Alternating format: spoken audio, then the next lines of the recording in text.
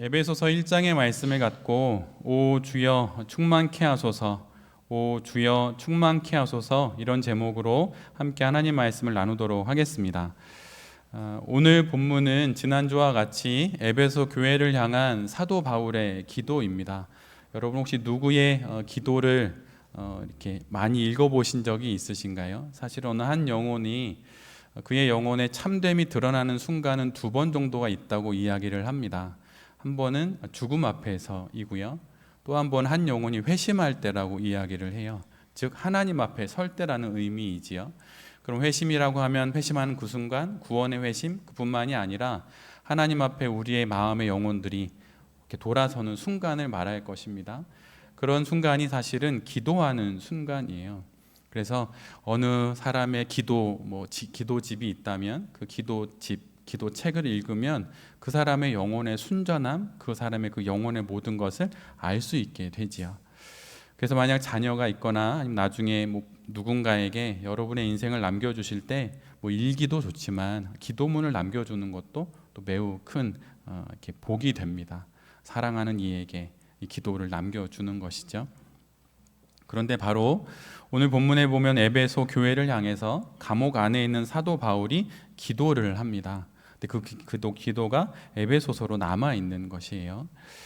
지난주에 교회는 믿음을 통한 사랑으로 하나가 된다는 것을 말씀드렸습니다. 그래서 믿음 없이 교회는 서로 사랑할 수 없다고 말씀을 드렸어요. 그러니까 교제를 많이 하는 것으로, 취미와 어떤 정서적인 유대를 갖는 것으로 결코 교회는 하나 되지 못합니다. 믿음이 있고 그다음에 믿음을 통해서 갖게 된 그 사랑을 통하여서 서로가 한 공동체로, 또 한 가정으로, 또 한 가족으로 세워져 갈 수 있는 것이지요. 그리고 교회는 바로 이 사랑으로 하나가 된다는 말씀을 나누면서 사명이나 사역이 아니라 사랑이 교회의 가장 첫 번째 정서가 되어야 한다고 말씀을 드렸습니다. 교회는 사명으로 유지되지 않습니다. 사역으로 유지되지 않습니다. 각 교회마다 목회 철학, 교회의 어떤 목표 이런 게 있을 수 있지만 그 모든 것 내면 안에 더 크게 더 깊게 사랑이 있어야 하는 것이에요. 그래서 사명과 사역이 아니라 사랑으로 교회는 세워져 가고, 또 그 사랑의 정서가 가장 먼저 드러나야 한다고 말씀을 드렸습니다. 근데 어찌 교회만 그럴까요? 성도도 마찬가지입니다. 우리가 모여서도 교회이지만 흩어져서도 교회이지요. 그럼 나로 인하여서 나의 삶이나 나의 삶의 어떤 여러 만남과 교제 가운데 가장 먼저 드러나야 하는 정서 역시 사랑입니다. 사랑. 좀 많이 참아주고, 사랑에 관련된 말씀을 잘 알잖아요. 오래 참고 견디고 이뻐해주고, 수많은 그런 사랑들이 우리에게도 있어야 하는 것이죠. 이렇게 말씀을 이어가던 사도 바울의 그 기도문이 오늘은 하나님께 간절히 간구한 에베소 교회가 갖기를 원하는 것이 이제 하나 있게 되는데, 그것이 바로 사실은 지식에 관련된 것이에요. 지난주에 잠깐 나눴지만 오늘은 그걸 좀 더 깊게 나누려고 합니다. 감옥 안에 있는 바울이 에베소 교회를 위해 소원을 두고 중보하는 것이 있다고 말을 하고, 그것 중에 나의 간절한 소원이 하나 있는데 그것은 바로 지식을 갖기를 원한다라고 하는 것이에요. 그 첫 번째는 하나님에 대해서 알아야 합니다라고 말하는데, 그거 이전에 하나님을 알기를 바랍니다라는 이야기를 먼저 해요. 하나님에 대해서 많이 알 수 있습니다. 근데 여러분 그거 말고 먼저 하나님을 알아야 합니다라고 사도 바울은 이야기를 합니다. 우리 17절 말씀을 같이 한번 읽어볼까요? 오늘 우리 함께 읽었던 본문 첫 절인데 17절 말씀을 한번 잘 읽어보도록 하겠습니다. 다 같이 읽겠습니다. 시작. 우리 주 예수 그리스도의 하나님이신 영광의 아버지께서 지혜와 계시의 영을 여러분에게 주셔서 하나님을 알게 하시고. 교회는 하나님에 대하여 알기 이전에 하나님을 알아야 합니다. 사도 바울은 하나님에 대한 지식 그리고 하나님을 아는 것 2가지를 다 이야기하고 있어요. 그러나 이 중에서 더 중요한 것, 더 넓은 의미가 있고 더 인격적인 삶은 하나님을 아는 것이에요.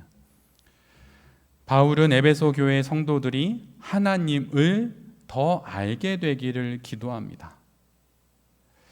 우리가 누군가를 어떻게 알게 되는 것인가요? 그 사람을 어떻게 알게 되는 것인가요? 그에 관한 책이나 그의 인생이 기록된 전기 또는 역사적인 기록들을 읽음으로써 아는 것은 그를 아는 것이 아니라 그에 대해서 아는 것입니다. 무엇이 빠진 것인가요? 그것은 인격적인 교제가 빠진 것이에요. 그를 안다는 건 그와 인격적 교제를 통해서만 알 수 있어요.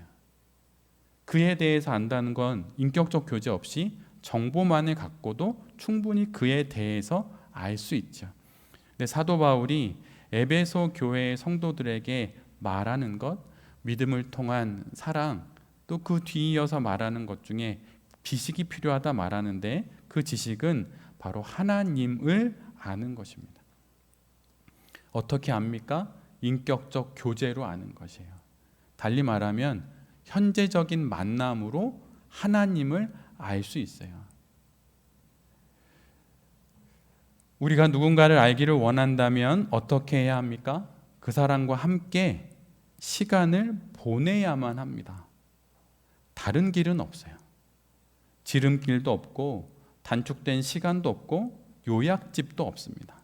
온전히 시간을 그 사람과 함께 보낼 때 우리는 비로소 그를 알게 되는 것이에요.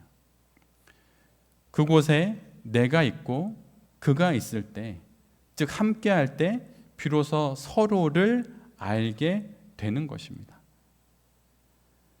달리 말하면 그와 함께 살아갈 때 우리는 그를 알게 돼요. 여러분은 하나님을 아십니까? 아니면 하나님에 대해서 아십니까? 그 차이는 단 하나, 하나님과 함께 시간을 보내고 있느냐에 달려 있어요. 하나님과 함께 살아가는 것에 달려 있습니다. 예전에 외국에서 잠시 함께 공부했던 친구가 있었습니다. 엄청 성실했고 또 신실했던 형제였어요. 근데 그 친구는 한국에 있는 자매와 연애 중이었습니다. 그래서 한 달에 몇 통씩 편지를 주고받고 또 그 편지를 저에게 보여주기도 했어요. 그래서 이렇게 예쁘게 연애를 한다 뭐 이런 거였죠. 어려운 형편이니까 가끔 전화 통화를 할 때도 있는데 그건 매우 뭐 2달에 한 번 이런 식이었죠. 그렇게 몇 년을 지나고 드디어 그 형제가 한국에 귀국을 했습니다. 그리고 그렇게 꿈에 그리던 자매를 직접 만났어요. 얼마나 좋았을까요? 연락도 안 하더라고요. 그 기간 동안은 저한테. 그런데 몇 개월 뒤에 저한테 연락이 왔어요. 그래서 같이 만났습니다. 근데 그때 친구가 저한테 했던 말이 이것이었어요. 내가 알던 그 사람이 아니야. 몇 년 동안 떨어져서 서신으로 왕래하고 전화통화로 만났던 그 자매, 실제로 한국에서 만나보니 자기가 알던 그 사람이 아니라는 것이에요. 근데 아마도 그 자매도 이런 마음이었겠죠. 내가 아는 그 형제가 아니야. 이런 거예요. 왜 이렇게 되는 것입니까? 편지로, 전화통화로 이렇게 멀리 아는 것은 오늘 본문으로 가지고 들어와 말씀드리면 그에 대해서, 그 여인에 대해서 아는 것이죠. 그를 아는 것, 그 여인을 아는 것에는 부족했던 것이에요. 하나님을 아는 것과 하나님에 대해 아는 것이 이처럼 다른 것입니다. 하나님과 함께 시간을 보내야만 우리는 하나님을 알 수 있어요. 오직 시간을 그분과 보낼 때 우리는 하나님을 알게 됩니다. 그래서 사실 신앙은 하나님과 함께 살아갈 때 되어지는 것이에요. 가끔 신앙 인생이라는 표현을 씁니다. 그 말은 신앙으로 인생을 산다는 뜻이고 또 반대로 인생으로 신앙을 한다는 뜻이기도 하죠. 하나님과 함께 사는 것, 그것이 곧 신앙 인생입니다. 그때에만 하나님을 알 수 있어요. 인격적으로 하나님을 알게 됩니다. 그런데 만약 여기서 어떻게 하나님과 함께 사느냐고 물으신다면 그것은 익히 우리가 수없이 들었고 이미 다 알고 있는 것들입니다. 이 땅의 말씀으로 임재하신 예수 그리스도를 말씀을 묵상함으로 그분을 만나는 것이에요. 기도를 드리는 삶을 살면서 우리가 하나님을 만나는 것입니다. 예배하고 또 찬양하는 삶을 살아가면서 우리가 하나님을 만나는 것이에요. 너무 쉽지요? 또 다 알지요? 그것이 우리가 하나님과 함께하는 것이에요. 예전에 많이 읽혔던 책 중에 우리에게 필요한 모든 것은 유치원에서 배웠다, 이런 식의 책의 제목이 있었죠. 이미 사실 우리는 하나님을 알 수 있는 것을 다 알고 있어요. 그런데 우리가 살지 않는 것이죠. 여기 있는 우리 모두가 한번 하나님과 잘 살아봄으로 하나님을 아는 우리 모두가 되기를 간절히 바랍니다. 함께 잘 살아보면 좋은 분이라는 것을 알게 될 것이에요. 여러분, 우리 유명한 시가 있지요. 나태주 시인의 풀꽃이라는 시 너무 많이 들었죠. 자세히 보아야 예쁘다, 오래 보아야 사랑스럽다, 너도 그렇다. 근데 여러분, 이 시를 자세히 들여다보면 이 시대의 거울로 이 시가 쓰여졌다는 것을 알게 돼요. 사실 이 모든 시는 그 시대의 반영입니다. 그래서 그 시대의 반대쪽을 비춰주는 것이에요. 자세히 보아야 이쁘다는 말은 무엇인가요? 무엇이 안 이쁜 것은 우리가 자세히 보지 않기 때문이라는 것이에요. 또한 사랑스럽지 않음은 오래 보지 않기 때문에 사랑스럽지 않다는 것이에요. 누가 그렇게 산다는 것입니까? 너가 그렇다는 거예요. 그리고 내가 그렇다는 거예요. 시인이 이 시대를 보고 시 한 편을 쓰게 된 것이죠. 왜 설교단에서 교회에서 예수님이 이쁩니다, 예수님이 사랑스럽습니다 이러는데 왜 그거는 그냥 이렇게 뜬구름 잡는 얘기처럼 들릴까요? 우리가 자세히 보지 않기 때문이에요. 오래 보지 않기 때문입니다. 예수님을 자세히 보고 하나님을 오래 보면 여러분 알게 돼요. 예수님이 얼마나 사랑스러우신 분이고 그분이 얼마나 예쁜 분인지.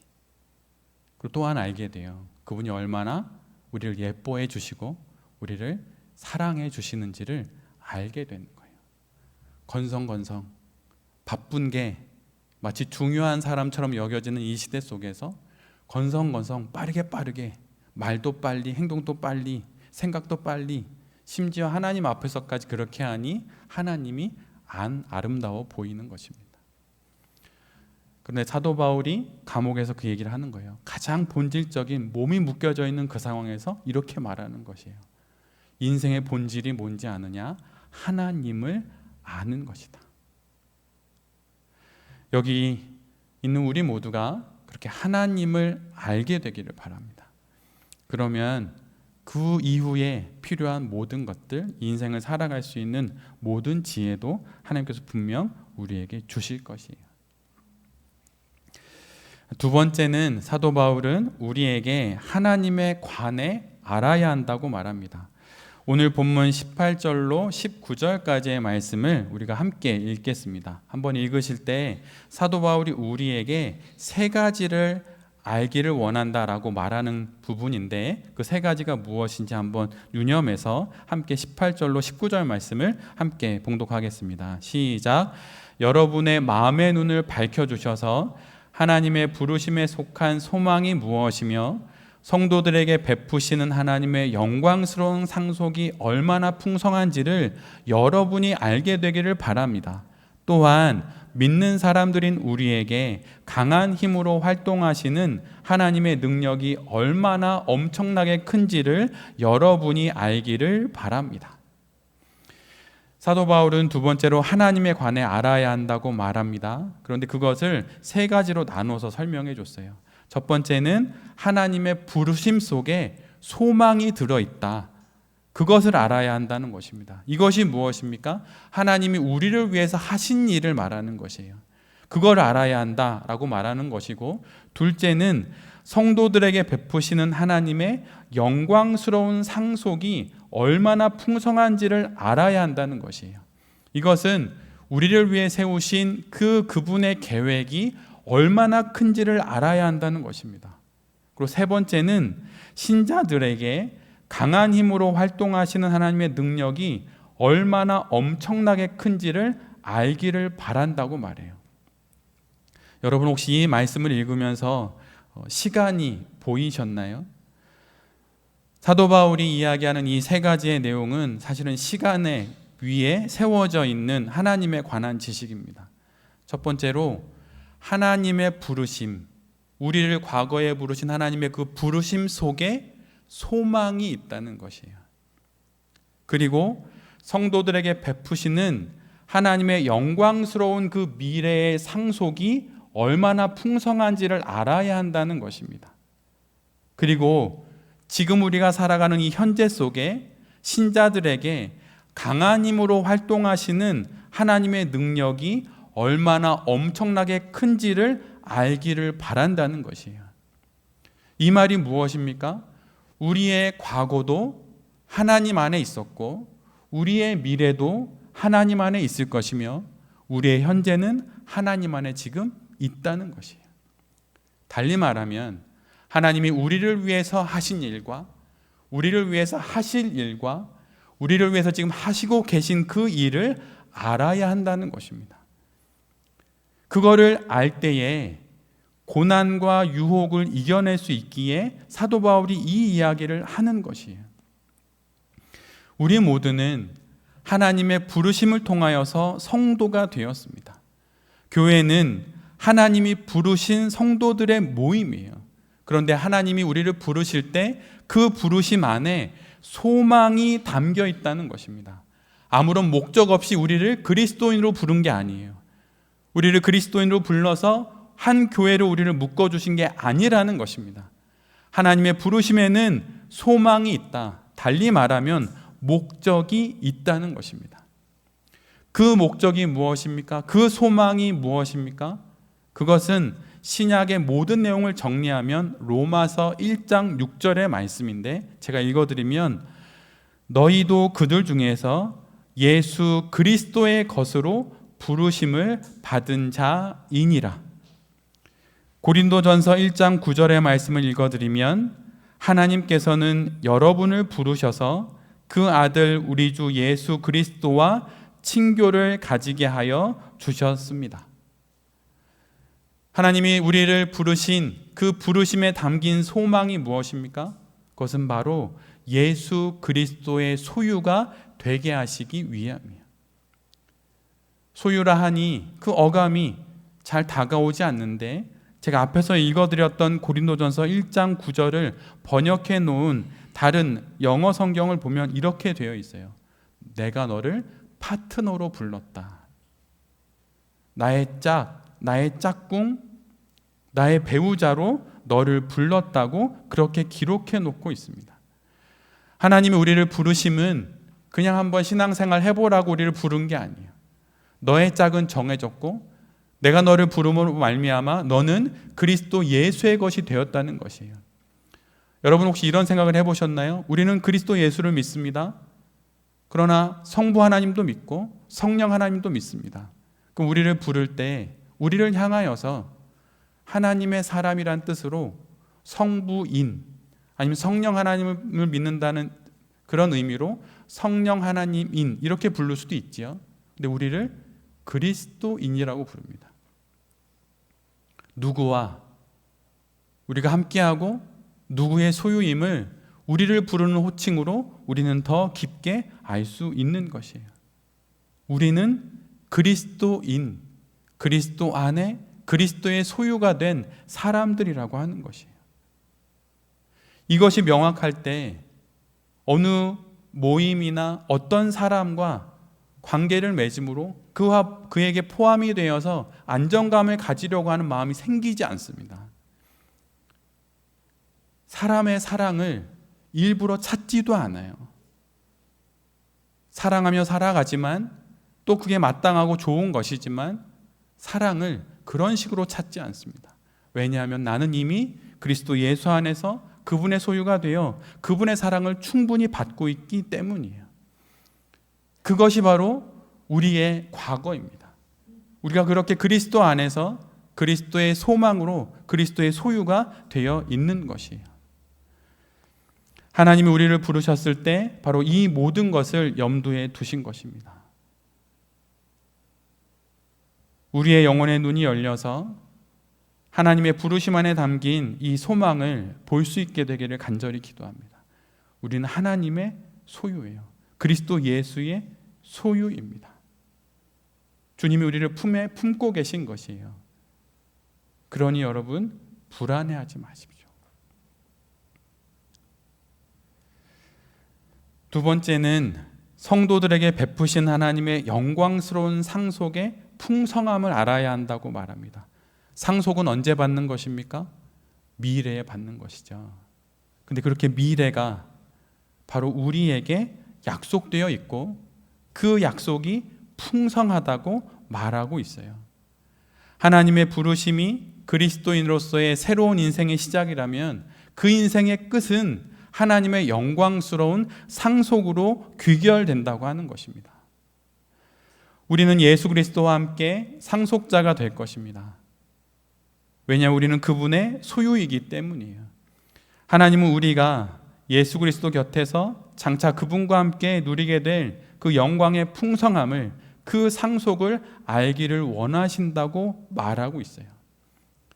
그리고 그 영광의 풍성함을 알아 지금 여기서 풍성하게 살기를 원하신다고 말합니다. 돈이 없을 수 있고 건강이 부족할 수 있고 가난할 수도 있어요. 그런데 여러분, 성경은 우리에게 이렇게 말합니다. 가난하나 실은 우리는 부요한 자요, 근심하나 실은 우리는 기뻐한 자며 아무것도 없는 자 같으나 모든 것을 가진 사람입니다. 왜 그런 것입니까?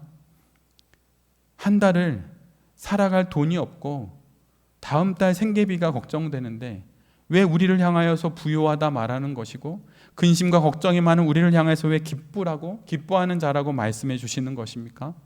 가진 게 아무것도 없는 것 같은데 왜 모든 것을 가진 자라고 말씀해 주시는 것입니까? 그것은 예수 그리스도 안에서 하나님의 영광스러운 상속의 풍성함이 있기 때문입니다. 그리고 그 풍성함을 지금 여기서 우리가 누리고 있기 때문이에요. 알고 살아가고 있기 때문입니다.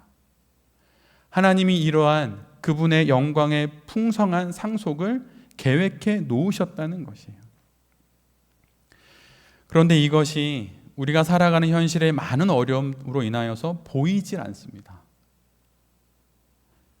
정말 몸은 가난한데 부요하다 말하는 이 말이 헛소리처럼 들리고 근심이 많아서 뜬 눈으로 밤을 새우고 남몰래 눈물을 흘리는데 기뻐하는 자라고 말하니 이 말이 다가오지를 않아요. 그런데 이 말의 참 의미를 알고 이 의미로 인생을 살아가기 위해선 실은 지름길은 없습니다. 시간 속에서 이 삶을 살아낼 때 결국은 알게 돼요. 그런데 은혜가 있는 것이 지름길은 없는데 좋은 안내서는 있어요. 그것은 무엇이냐면 영적 독서를 하는 것입니다.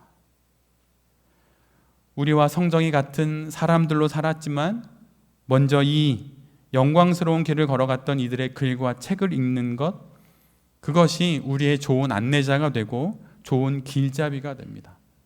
책은 내가 가보지 않은 길을 걸어가서 그 길이 어디에 도달하는지를 이미 아는 사람들이 쓴 것이고 그 길 위에서 그들이 허비했던 시간과 노력들, 실수와 성공이 담겨 있어요. 그래서 믿음의 선인들은 책을 읽을 때 독서한다 말하지 않았고 영적 독서를 한다고 말했던 것이에요. 하나님의 계획이, 그 풍성한 계획이 보이지 않는다면 여러분 영적 독서를 시작하십시오. 하루에 10분 정도라도 시간을 내어서 만약 영적 독서를 시작하신다면 분명 하나님께서 우리로 하여금 하나님의 그 풍성함을 보게 하실 것입니다. 시간이 부족하지 않아요. 우리의 힘이 모자라지 않습니다.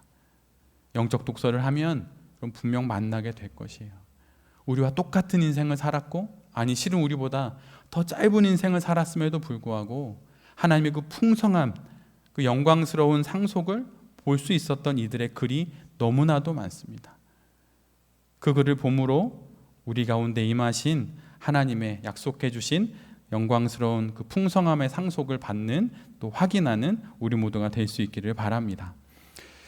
세 번째로 사도 바울이 우리에게 이야기하는 건 신자들에게 강한 힘으로 활동하시는 하나님의 능력이 얼마나 큰지를, 얼마나 엄청나게 큰지를 알아야 한다고 말해요. 우리가 함께 본 19절을 자세히 보면 세번역으로는 잘 드러나지 않는데 개역 한글이나 다른 번역본을 보면 동일한 의미에 가까운 동의어를 4개를 연달아 쓰는 것을 알게 됩니다. 그것은 힘, 강한 능력, 역사하심, 그럼 능력, 이런 단어들이에요. 근데 이 원어를 보면 이 4가지의 의미가 조금 다릅니다. 말씀을 드리면 잠재적인 가능성과 효력이 있는 활동적인 힘과 외부로부터의 저항을 이겨내는 힘, 날마다 내 안에서 샘솟는 생명력, 이런 것이 지금 우리의 현실의 삶 가운데 일어나고 있다고 말하고 있어요. 여러분, 이 원어의 뜻에 가까운 이 한글의 번역으로 보면 이미지가 있습니다. 뭐냐면 큰 성이 하나 있는데 그 성 안에 내재된, 잠재된 가능성이 있다는 거예요. 그 성이. 그리고 그 성이 외부로 표출하고 효력을 드러내는 힘이 있다는 것입니다. 그리고 외부로부터 어떤 공격이 있을 때 그것에 맞설 수 있는, 저항하는 힘이 있다고 말하고 있고, 그리고 그 성 안에 마치 샘물이 솟아나듯 하나님의 생명력이 솟아나고 있다고 말해요. 근데 여러분, 이것이 우리의 인생이라는 것이에요. 잠재되고 내재된 하나님의 가능성을 가지고 있는 우리가 있고, 그것이 외적으로 드러나는 힘으로 밖으로 드러나고 효력을 발생하면서 외부로부터 위협이 있을 때 그걸 저항할 수 있는 힘이 있으며, 우리 안에 날마다 새롭게 솟아나는 샘솟는 생명력이 있다고 말하는 것입니다. 이것이 지금 우리가 누리고 있는 그리스도인의 삶 속에서 나타나고 있는 하나님의 능력이라고 말하는 것이에요. 마치 동서남북 사방에서 하나님이 우리를 지켜주시듯 그렇게 우리의 영혼의 성을 지켜준다는 것이에요. 잠재된 내 가능성으로, 외적인 힘으로, 나를 지켜낼 수 있는 저항의 힘으로, 날마다 샘솟는 생명력으로 우리를 지켜주신다는 것입니다. 그 능력이 우리에게 있다는 것이에요. 그런데 이 말씀이 에베소서 3장 19절에 사도 바울이 다시 한번 이렇게 언급합니다. 여러분이 다 아시는 말씀이에요. 제가 개역 개정으로 읽어드릴 테니 한번 잘 들어보십시오. 에베소서 3장 19절입니다.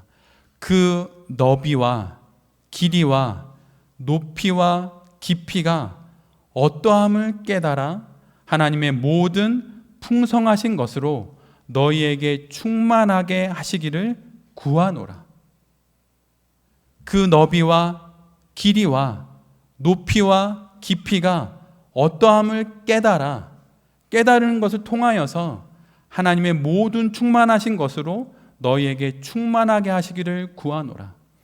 하나님의 충만함을 우리가 어떻게 누릴 수 있는 것입니까? 이미 우리 안에 충만한 하나님의 그 모든 너비와 길이와 높이와 깊이에 관련된 모든 것들을 우리가 깨달을 때, 알 때, 인식할 때 비로소 우리가 하나님의 충만을 누릴 수 있다는 것이에요. 우리가 알지 못하기에, 우리가 그것을 깨닫지 못하기에 하나님의 충만을 누리지 못하는 것입니다. 우리의 인생에 하나님의 능력은 이미 있어요. 하나님이 약속해 주셨습니다. 우리가 함께 부른 찬양처럼 지금까지 에베네셀로 우리를 지켜주셨고 여기까지 임마누엘로 동행하여 주셨고 앞으로도 여호와 이레로 우리를 위해 준비하실 그 하나님을 우리가 알지 못하고 바라보지 못하니 우리가 충만한 인생을 살지 못하는 것입니다. 마음에 불안한 마음이 들어오면 이내 쓰러져 버리는 것이에요. 인간을 가리켜서 흙에 불안이 더해진 게 인간이라는 말이 있어요. 근데 여러분, 이 말에는 큰 의미가 있습니다. 흙에 불안이 더해져서 인간이 되었다면 한 인간에 있어서 불안을 떼어내면 그는 그저 흙이 된다는 것이에요. 즉 불안은 무엇입니까? 인간에게 있어서 상수값이라는 것이에요. 여러분 불안하십니까? 인간이라는 증거입니다. 그렇다면 그 불안을 우리가 어떻게 해결해야 되는 것입니까? 바로 우리를 향하여서 오늘도 한없는 하나님의 능력으로 우리 인생의 너비와 길이와 높이와 깊이를 충분히 채우시고도 남으시는 그 하나님의 충만을 알고 깨달을 때 비로소 우리는 우리의 삶에 다가온 수많은 문제들을 헤쳐 지나가며 인생을 살아갈 수 있는 것이에요. 경제적인 불안, 돈이 더 많이 있으면 불안이 해결될 것입니까? 아니에요. 결국에는 죽음 앞에서 모든 것이 휴지 조각처럼 사라져 버릴 때 돈으로 해결되지 않는 불안을 맞이하게 되는 것입니다. 그러기에 에베소서를 통하여서 하나님이 우리를 이 말씀 앞에 세우시며 우리에게 말씀하시는 것이에요. 하나님의 능력을 깨달아야 한다고 말이죠. 에베네셀로 우리의 앞과 우리에 대해서 우리를 지켜주셨고 임마누엘로 지금 여기서 우리와 함께 하시며 아직 우리가 가보지 않는 보이지 않는 그 길 속에서 여호와 이레로 준비하시는 그 하나님을 바라보며 인생을 살아가라고 그 충만을 누리라고 그러기 위해 오늘 이곳에 임하시는 하나님의 능력을 깨달아 아는 영적인 지혜가 있어야 한다고 우리에게 말씀해 주시는 것입니다. 그렇다면 그 영적인 지혜가 무엇입니까? 그것이 바로 20절 이하에 나오는 거예요. 그것이 바로 예수 그리스도입니다. 예수 그리스도의 십자가의 사건을 알 때 그분의 부활을 알고 그분의 승천을 알고 그분의 이 땅에 다시 오시는 재림을 알 때 바로 그렇게 알 때 바로 우리가 하나님의 모든 능력을 누릴 수 있게 된다는 것이에요. 하나님을 알고 하나님에 관한 지식을 우리가 쌓아갈 때 그 핵심이 무엇입니까? 바로 예수 그리스도를 아는 것이에요. 그러기에 백문일답으로 많은 그리스도인들에게 알려져 있는 그 질문과 대답처럼 우리의 먹고 사는 것이 어디에 있습니까? 예수 그리스도. 우리의 이 불안과 걱정과 근심의 해결책이 어디 있습니까? 예수 그리스도라고 100개의 질문에 오직 단 하나의 답, 예수 그리스도를 말할 수 있는 것이에요. 잠자고 있는 나의 영혼이 어떻게 깨어날 수 있는 것입니까? 오직 예수 그리스도라고 하는 것입니다. 그 예수 그리스도를 알 때 하나님의 모든 능력이 우리 가운데 임재하시는 것입니다. 우리는 교회를 가리켜서 그리스도의 몸이라고 말합니다. 오늘 본문은 세 번째로 교회가 예수 그리스도로 충만해야 한다고 우리에게 말해줍니다. 이것이 오늘 본문이 우리에게 크게 세 번째로 말하고 있는 것이에요. 22절로 23절 말씀을 우리가 함께 봉독하도록 하겠습니다. 22절로 23절의 말씀입니다. 함께 봅니다. 시작. 하나님께서는 만물을 그리스도의 발 아래 굴복시키고 그분을 만물 위에 교회의 머리로 삼으셨습니다. 교회는 그리스도의 몸이요 만물 안에서 만물을 충만케 하시는 분의 충만함입니다. 우리가 너무나도 많이 들어왔던 내용입니다. 근데 여러분, 교회가 어느 분을 머리로 하고 있는 몸입니까? 바로 예수 그리스도를 머리로 하고 있어요. 근데 그 말씀 이전에 하나님 우리에게 이렇게 말씀해 주십니다. 그리스도의 발 아래에 만물이 있다고 말이죠. 달리 말하면 세상의 머리 역시 예수 그리스도라고 하는 것이에요. 우리가 살아내기 버거운 이 세상의 머리 역시, 이 세상의 왕 역시 예수 그리스도입니다. 그래서 만물이 그의 발 아래에 있는 것이에요. 그런데 손수, 그분의 몸으로 삼으신 것, 그것이 바로 교회라고 하는 것입니다. 에베소서 1장 23절, 교회는 그리스도의 몸이라고 하는 것을 소위 에베소서 1, 2, 3 이렇게 부르면서 외웁니다.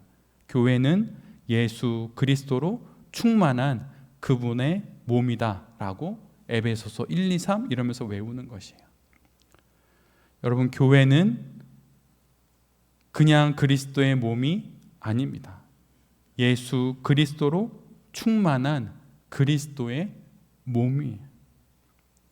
예수 그리스도로 충만한 그리스도의 몸입니다. 포도주로 가득 채워진 가죽 부대처럼, 커피로 가득 채워진 커피잔처럼 그렇게 예수 그리스도로 가득 채워진 것이 바로 성도이고 교회라는 것이에요. 커피잔을 이렇게 기울이면 그 안에 가득했던 커피가 흘러나오듯이 교회가 기울어지면 그 안에 가득한 충만한 예수 그리스도가 흘러나와야 하는 것이에요.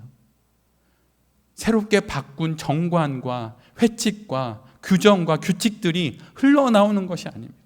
교제와 나눔이 흘러나오는 것이 아니에요. 먼저 예수 그리스도가 밖으로 충만하여서 흘러나와야 하는 것입니다. 늘 언제나 어느 공동체나 어떤 모임이나 아니면 어느 한 사람도 그가 기울어질 때 비로소 그 안에 있는 것이 밖으로 흘러나오게 되어 있어요. 교회는 바로 예수 그리스도가 흘러나와야 하는 것입니다. 마지막으로, 여러분, 왜 교회를 그리스도의 몸이라고 말하는 것입니까? 그리스도의 보물, 그리스도의 소중한 선물 이렇게 할 수도 있잖아요. 근데 왜 교회가 그리스도의 몸입니까? 몸은 생명이 있을 때만 몸이에요. 생명이 없으면 더 이상 그것을 몸이라고 부르지 않습니다. 교회가 그리스도의 몸이라고 하는 것은 그 안에 생명이 있다는 것입니다. 그리고 그 말은 그리스도의 몸인 교회는 성장하고 성숙함으로 그의 살아있음을 드러낼 수밖에 없다는 것이에요. 성장은 눈에 보이는 외적인 면일 테고 성숙은 마음의 눈으로 바라봐야 하는 내적인 면일 것입니다. 그러나 결국 시간이 지나면 둘 다 보게 될 것이에요. 왜 그럴 수밖에 없습니까? 그것은 바로 교회는 그리스도의 몸, 바로 생명이 있는 몸이기 때문입니다. 교회가 그리스도의 몸이다 라고 말하는 건 구호가 아니에요. 실제입니다. 그래서 교회는 여러분 성장해야 되는 거예요. 숫자를 말하는 게 아닙니다. 그리스도 예수로 충만한 교회로 더더욱 성장하고 충만한 교회로 성숙해야 하는 것입니다. 그럼 그것은 어떻게 되는 것입니까? 교회에서 훈련을 막 시켜서 되는 것일까요? 교회에 나오세요, 교회에 빠지면 안 됩니다, 이러는 것으로 교회는 성숙하고 성장하는 것입니까? 아니. 여러분이, 바로 내 자신이 그리스도 예수로 충만해야 하는 것입니다. 그러므로 성장한 내가, 그렇게 성숙한 내가 이곳에 오고 또 다른 그러한 모습의 성도가 왔을 때 비로소 교회가 되는 것이에요. 여러분 정말 좋은 교회를 찾으십니까? 여러분이 좋은 성도가 되시면 돼요. 그런 성도 한 명 한 명이 모일 때 바로 그 교회가 그리스도의 몸된 교회가 되는 것입니다. 교회는 마땅히 하나님을 알아야 합니다. 그리고 교회는 당연히 그리스도 예수로 충만해야 합니다. 그리고 교회는 하나님에 관해서도 잘 알아야 하는 것이에요. 이런 교회가 되고 이런 성도가 될 수 있도록 하나님 앞에서 다시 한번 아름다운 하나님의 딸로, 하나님의 아름다운 아들로 한 주간의 삶도 잘 살아내는 여기 있는 우리 모두가 될 수 있기를 간절히 기도드립니다. 아멘.